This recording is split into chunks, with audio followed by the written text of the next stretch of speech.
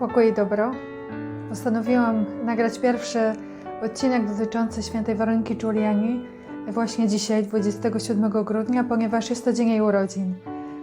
Weronika urodziła się 27 grudnia 1660 roku, więc dzisiaj obchodzimy 361. rocznicę jej urodzin. Dlatego dzisiaj opowiem Wam troszkę o niej, przede wszystkim o tym, skąd dzisiaj możemy czerpać informacje na temat jej życia, a także o jej dzieciństwie. Imię chrzcielne świętej Weroniki to Urszula. Urodziła się jako Urszula Giuliani. Jej rodzice to Francesco i Benedetta Giuliani. Mała Urszula miała aż 7 starszych sióstr. Niestety 2 z nich zmarły we wczesnym dzieciństwie. 3 zostały klaryskami w miejscowym Mercatello, gdzie na świat przyszła Weronika. Najstarsza z sióstr została w domu rodzinnym, nie poszła do zakonu, nie wyszła też za mąż, była tercjarką franciszkańską. Nie wiemy dokładnie, ale była chora bądź niepełnosprawna, były jakieś przeszkody, że nie mogła zostać klaryską. A Weronika była najmłodsza ze wszystkich sióstr. Jako mała dziewczynka Urszulka była bardzo szczęśliwym dzieckiem, otoczona miłością swoich rodziców, swoich starszych sióstr. Była rozpieszczona, ukochana przez wszystkich. Nazywano ją Fuoco, czyli ogień, ponieważ była tak pełna życia, energiczna, również uparta, lubiła postawić na swoim. Kiedy chciała, żeby inni się z nią bawili, starsze siostry czy mama, to robiła wszystko, żeby tak było, zmuszała ich do zabaw, kierowała innymi, więc od samego początku cechowała się naprawdę silnym charakterem.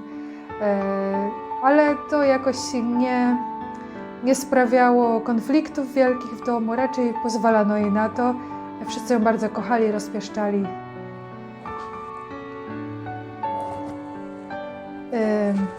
Ciekawe jest też to, że Urszula od wczesnego dzieciństwa była bardzo pobożna, a wynikało to stąd, że taki panował klimat w jej rodzinnym domu, to znaczy modlono się wspólnie, to było czymś naturalnym, a codziennie słuchanymi lekturami były żywoty świętych, więc mała Urszula nie oglądała bajek, nie czytane jej też były bajki czy baśnie, ale właśnie codziennie żywoty świętych, dlatego też od początku można powiedzieć zasłuchana w te historie, relacja z Panem Bogiem, modlitwa, a nawet umartwienia były dla niej jako kilkuletniej nawet dziewczynki czymś zupełnie naturalnym.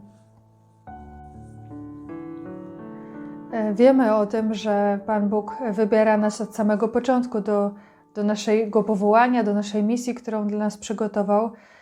Tu nie ma żadnej improwizacji. Natomiast jest to bardzo widoczne w życiu Weroniki, bo Pan Jezus objawia jej się w sposób szczególny, nadzwyczajny, już kiedy była małym dzieckiem. Ona wspomina, że często się zdarzało, że objawiał jej się Pan Jezus jako mały chłopiec, jako jej rówieśnik. Bardzo lubiła się z nim bawić. Znana jest jedna historia, kiedy właśnie jako mała dziewczynka zbierała niedaleko domu kwiaty, żeby je potem w ołtarzyku ustawić.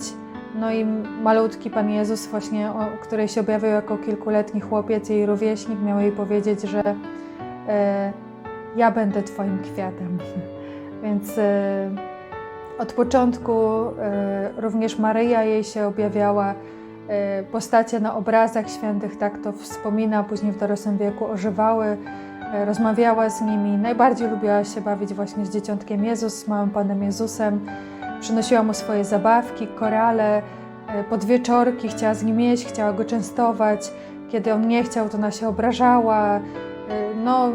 Niesamowita relacja, pełna życia, też dynamizmu, tak jak ten swój silny charakter objawiała w relacji z siostrami, z mamą.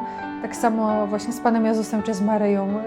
Wymuszała na nich różne reakcje, obrażała się, traktowała ich jako ludzi normalnych, zwyczajnych i domowników, było to dla niej naturalne, więc można powiedzieć, nie dziwi, że im starsza była, tym ta relacja też z Panem Bogiem, z Jezusem, z Maryją dojrzewała, była bardzo głęboka, intensywna i dynamiczna. O tym, że Urszula była bardzo pobożnym dzieckiem, świadczą zabawy, w które lubiła się bawić. Może nam się to wydawać dzisiaj dziwne po latach, natomiast w tamtym klimacie pewnie to było oczywiste.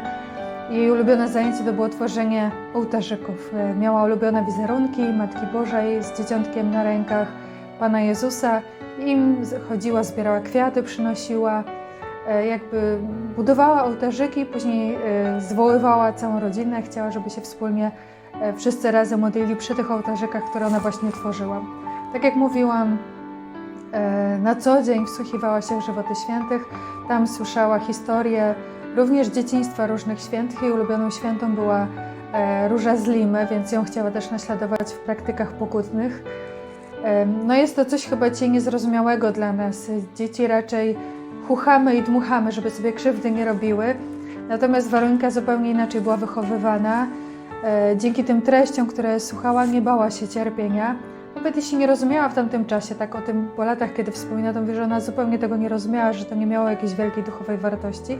Ale ponieważ tak robiła jej Róża z Limy, jak o niej mówi, to ona też tego chciała. No i na przykład była sytuacja, kiedy wraz z siostrami uciekały przed jakimś psem, który je gonił, bały się go, więc w biegu wpadły do domu, zatrzaskując za sobą drzwi i mała Urszulka, kilkuletnie dziecko, specjalnie wsadziła palec w te drzwi, także on został dosyć boleśnie zmiażdżony, także lała się krew, mama ją tam uspokajała, chciała pocieszyć, a Urszula odpowiedziała, że przecież nic się nie stało, że święta Róża z Liny też tak robiła, że ona chce cierpieć tak jak cierpiał Pan Jezus, robiła wszystko, żeby nie płakać i to jej się też udawało, więc no można powiedzieć, naprawdę od pierwszych lat życia ćwiczyła się w przeżywaniu cierpienia, co będzie później też jakoś naznaczało całą jej przyszłość i już dojrzałe życie duchowe. Są dwa takie podstawowe źródła, z których możemy czerpać informacje o dzieciństwie, o całym też życiu, o duchowości, również przeżyciach mistycznych Urszuli, która później przychodząc do zakonu Klarysek Kapucynek przyjmie imię Weronika. To jest przede wszystkim jej dziennik, który zapisywała pod posłuszeństwem. Nakazywali jej to kolejni spowiednicy, kierownicy duchowi i biskupi. Zapisała bardzo wiele tomów, bardzo wiele zeszytów. Pokażę Wam tutaj za chwilę, wkleję zdjęcia, na których można zobaczyć zapisane przez nią stronice i zobaczyć, ile tych zeszytów dzisiaj jest.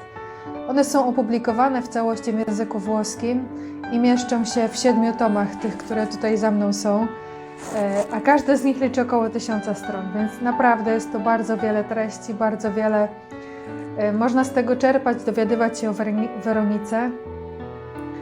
Są tam, zapiski dziennika prowadzonego z dnia na dzień, w których mówi głównie o swoich doświadczeniach mistycznych, ale są też wspomnienia autobiograficzne, gdzie opowiada właśnie też o swoim dzieciństwie. Na język polski tutaj może też obie pozycje są tutaj za mną. Mamy 2 tomiki, w których są fragmenty właśnie tego dziennika. Tematem przewodnim pierwszej części była modlitwa, drugiej części Maryja. Teraz przygotowujemy 3. część. Myślę, że w przyszłym roku powinna się ukazać.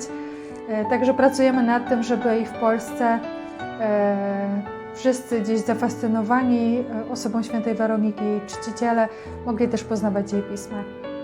Drugim ważnym źródłem jest summarium.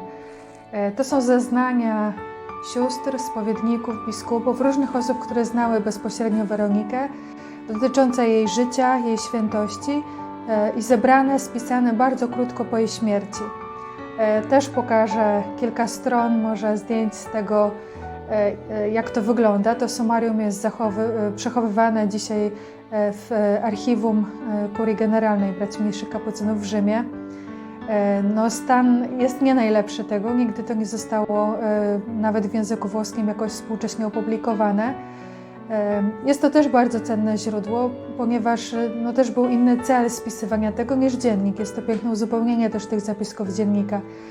Głównym celem pisania dziennika, bo to jej nakazywali Weronice spowiednicy, czy biskupi było spisywanie jej doświadczeń mistycznych, opisywanie jej relacji z Panem Bogiem i całej duchowości. Natomiast jeśli interesują nas na przykład jej relacje z siostrami, życie wspólnotowe, to tam niewiele się można takich informacji znaleźć. Natomiast one są właśnie w sumarium, więc można posłuchać, jak ją z boku widziały siostry, co o niej opowiadają, czy też właśnie spowiednicy, którzy słuchali jej. Z jednej strony jest niesamowita oczywiście spójność z tym, co jest zapisane w dzienniku, ale z drugiej strony wiele informacji uzupełniających. Także na tym się głównie opieram i opowiadając o Weronice będę korzystała głównie właśnie z dziennika i z sumarium. Choć oprócz tego w języku włoskim przede wszystkim ukazało się wiele różnych opracowań, z których też można korzystać.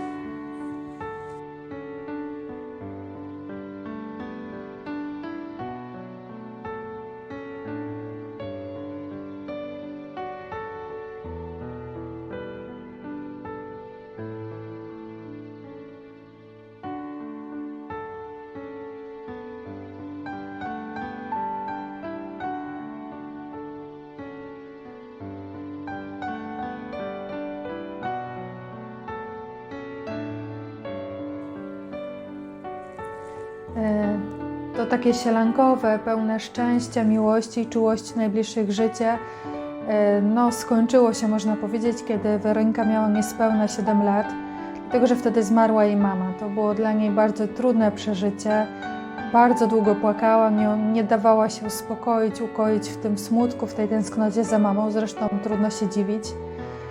Natomiast przed samą śmiercią jeszcze mama, już będąc na łożu śmierci, wiedząc, że odchodzi, wezwała swoje 5 córek, tak jak wspomniałam, 2 pierwsze już dawno nie żyły, więc 5 wezwała, jako, można powiedzieć, w formie testamentu. Każdą ze swoich córek powierzyło jednej ranie Pana Jezusa ukrzyżowanego i Weronika jako najmłodsza została powierzona ranie boku Pana Jezusa. Więc niesamowity gest też Maryi, niesamowity gest mamy Benedetty, mamy świętej Weroniki, wtedy jeszcze małej Urszulki. Niesamowity duchowy też testament, jaki zostawia swoim córkom, co naznaczy przyszłe życie Urszuli. Można powiedzieć, że w pewien sposób śmierć Benedetty rozpoczynała nowy etap życia małej Urszuli. Od wtedy bliska jej się stała męka pańska.